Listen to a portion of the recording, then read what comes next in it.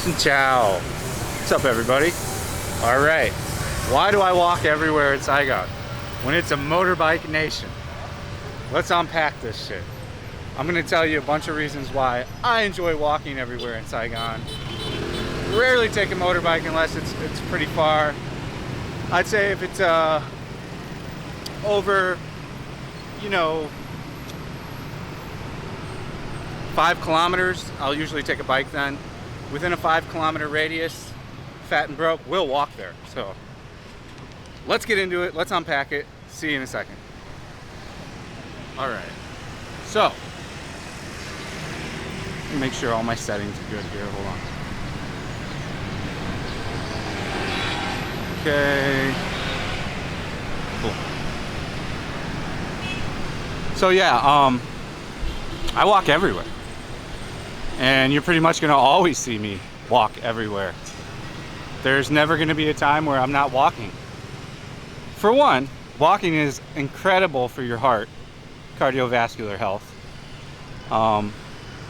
You wanna get in, if you're a fat guy and you wanna lose weight, and there's lots of fat guys that watch my channel. I'm a fat guy myself. I've fluctuated anywhere from 190 pounds all the way up to 285 pounds. 2 years ago I weighed 265. I got down to 190 when I got here.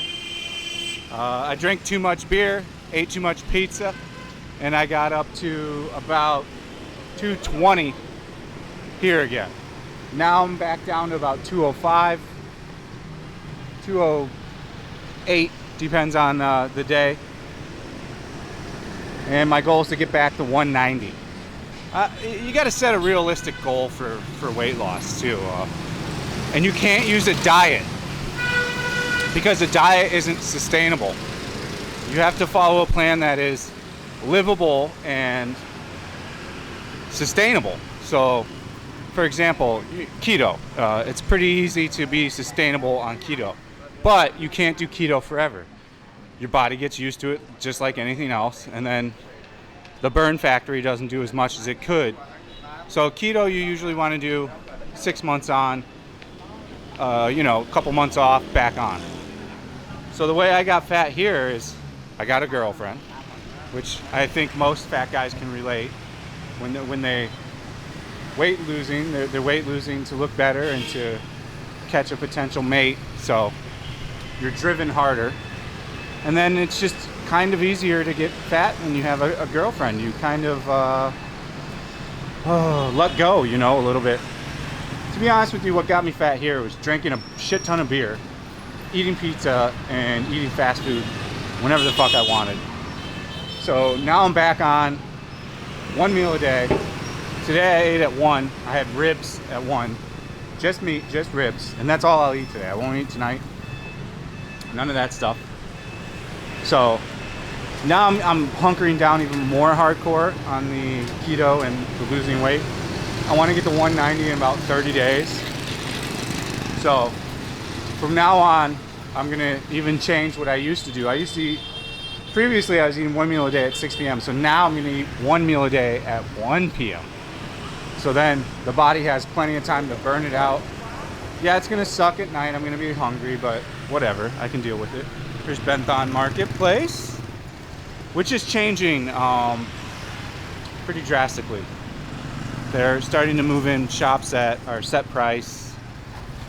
They're starting to come up with new ways to put stalls in there to sell to Vietnamese and not tourists. I think most of Vietnam is recognizing now that tourism isn't going to come back really anytime soon.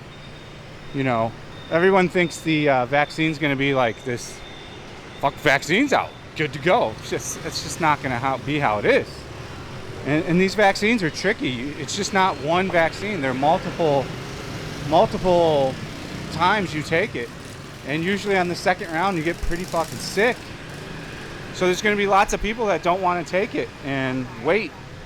So the vaccine is not going to be a cure-all. And Vietnam wants to use their own vaccine, so they're gonna put their vaccine through trial, which they already have. Some young girl signed up to take it, and a couple others have.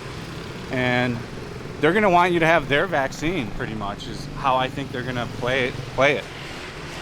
They're going to say, hey, you need to have ours in order to come here at an appropriate time. Seems like lots of people are getting into Thailand. So Thailand seems to be a viable option for a 9-month visa that renews every 90 days, I want to say. I keep saying it, but I have a lot of people that want to do an interview and talk about how they have gotten into Thailand and Vietnam. I will set those up.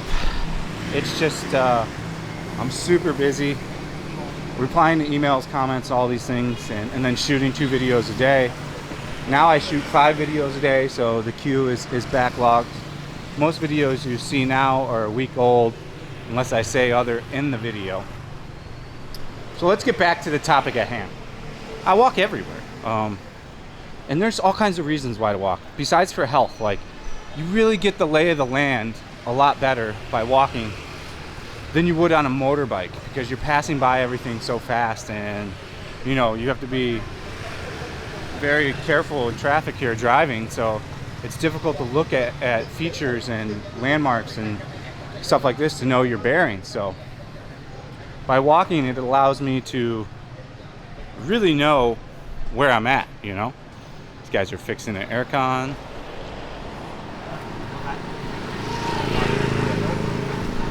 It looks pretty beat though. Condenser's been through it. So I recommend walking. A lot of people are like, oh, the sidewalks aren't good enough. I don't know what you're talking about.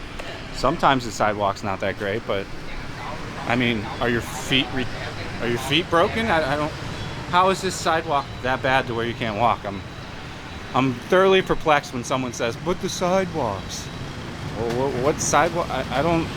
Okay, there's a calm. Come in. But when someone says the sidewalks are too rough to walk on or it's too hot, you're a baby. Sorry. If you're gonna live in Saigon, it's fucking hot all the time. I don't care if you're on a motorbike or walking. Calm.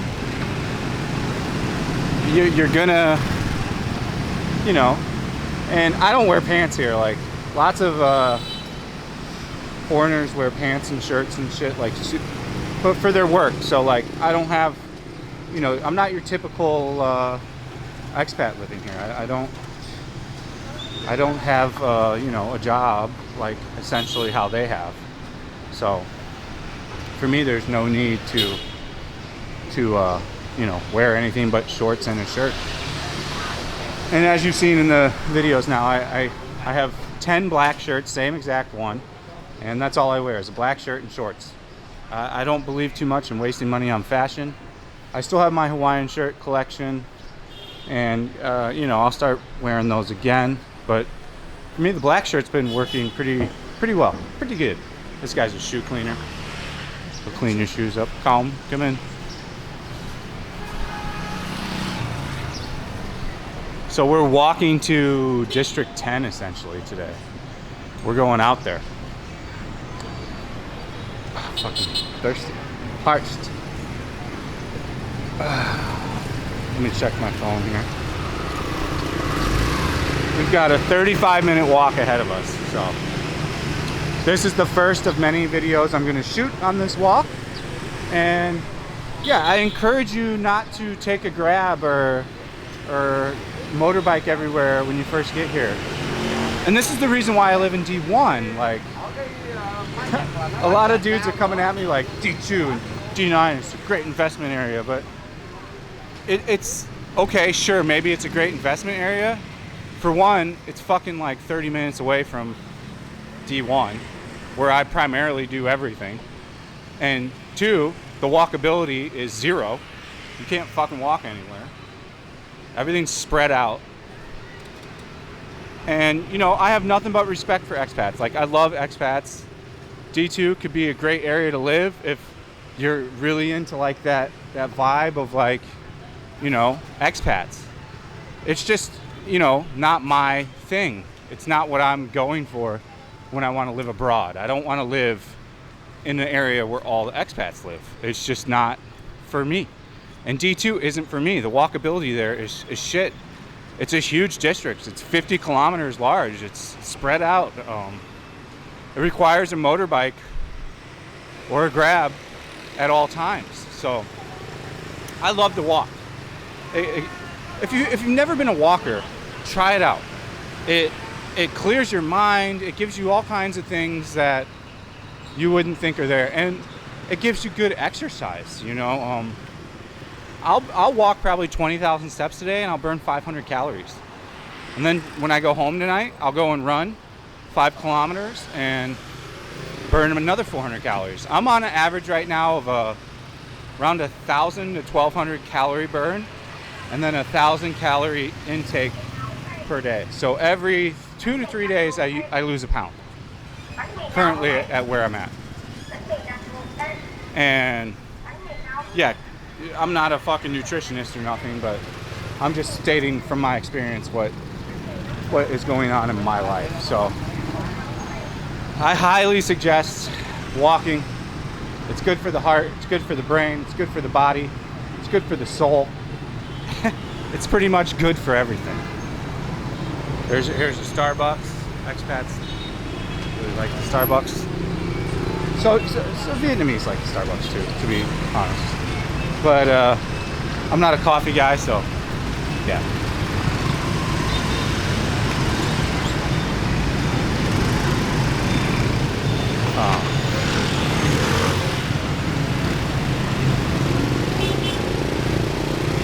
I gotta go dead nuts over here, but do it in a smart way.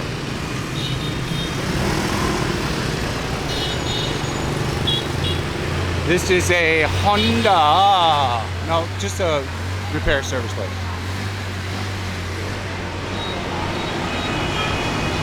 Taking it to the streets.